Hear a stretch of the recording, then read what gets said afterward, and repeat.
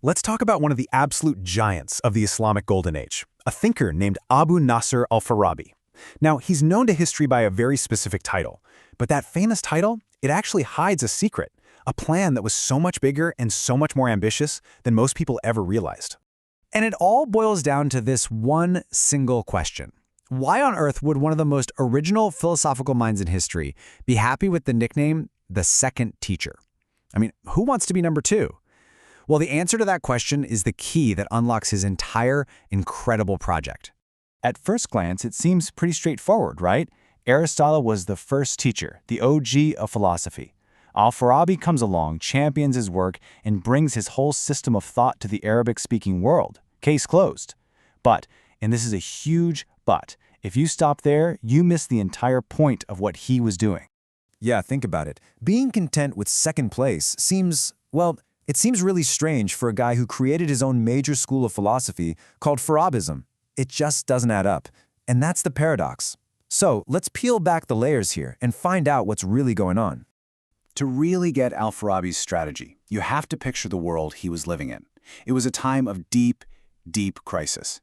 And for him, digging into Greek philosophy wasn't just some academic hobby. It was the only solution he could see to a massive problem. So, we're in the 10th century. The once mighty Abbasid Caliphate was starting to crack.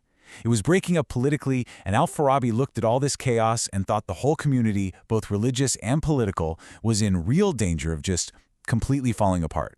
And this chaos wasn't just political. It was intellectual. It was a total war of ideas. You had theologians, grammarians, mystics, all of them shouting that they had the one true path to knowledge. It was intellectual anarchy. And Al-Farabi knew there had to be a better way, a way to find some real certainty. So, faced with all this chaos, what was his grand solution? Well, it wasn't just to copy Aristotle. No, his plan was much more audacious. He wanted to use Aristotle as a tool, or maybe even a weapon, for a much, much grander project. And his secret weapon was something called the demonstrative method, or yaqeen. Now, this isn't about persuasion, and it's not about winning a debate. This is about absolute, rock-solid, undeniable proof. It's a method of pure logic that leads you to truths that you just can't argue with. And in Al-Farabi's mind, only one field had mastered this incredible power: philosophy. So what he does next is he basically builds a ladder of all human knowledge. You start on the bottom rung with rhetoric, the art of just persuading people. You climb up a step to dialectic, the art of debate. But the very, very top, the absolute peak, that's demonstration. That's the art of pure, certain proof. For him, that was the pinnacle of all human thinking. And the way he argued for this was just devastatingly brilliant. He said, look, grammar, that just gives you the rules for one specific language, for one culture. But logic, logic is the universal grammar for thinking itself. It works in any language, in any culture. It was the one unshakable foundation for everything. I mean, against his rivals, that was a killer argument. Okay, and this is where it all comes together. This whole hierarchy, this whole ladder of knowledge. This wasn't just an abstract theory for him. It was the actual blueprint for creating an entirely new political order. So his plan had two huge parts. First, the knowledge part. Establish philosophy, with its unbeatable method of demonstration, as the absolute supreme discipline. And second, the political part.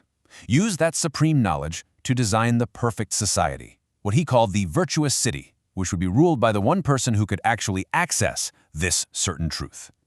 And trust me, he was not subtle about this. For Al-Farabi, these weren't different jobs. The philosopher, the supreme ruler, the prince, the lawgiver, the imam. These are all just different names for the same person. The only person qualified to lead was the true philosopher who had access to that undeniable, demonstrative truth.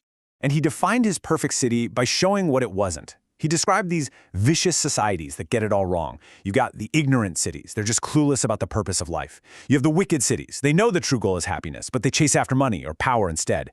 And then you have the errant cities. They just have totally false beliefs about what life is for. The one thing they all have in common, they're all failing because they lack philosophical truth. I mean, can we just appreciate how unbelievably ambitious this project was to completely remake society based on the power of pure reason? And whether you think he succeeded or not, there's no question that his attempt left a massive, massive intellectual legacy. His ideas started a chain reaction that echoed for centuries. He laid the direct groundwork for some of the biggest thinkers who followed, people like Avicenna and Averroes in the Islamic world, and even the great Jewish philosopher Maimonides. For the next 200 years, pretty much every major philosopher had to wrestle with the ideas that Al-Farabi put on the table. So let's circle all the way back to his title, the second teacher. You see it now, right? It was a brilliant strategic move. He wasn't a follower, he was a master architect. He was using the enormous authority of the first teacher as a foundation to build his own radical vision for the future. A future where reason and philosophy would rule supreme. And this leaves us with a pretty provocative thought for our own time. This attempt to engineer a perfect society using pure reason is fascinating, but it makes you wonder, what happens when any single system of thought, no matter how logical it seems, claims to have absolute authority? Is designing a perfect world the ultimate act of genius, or is it always, in some way, fundamentally dangerous?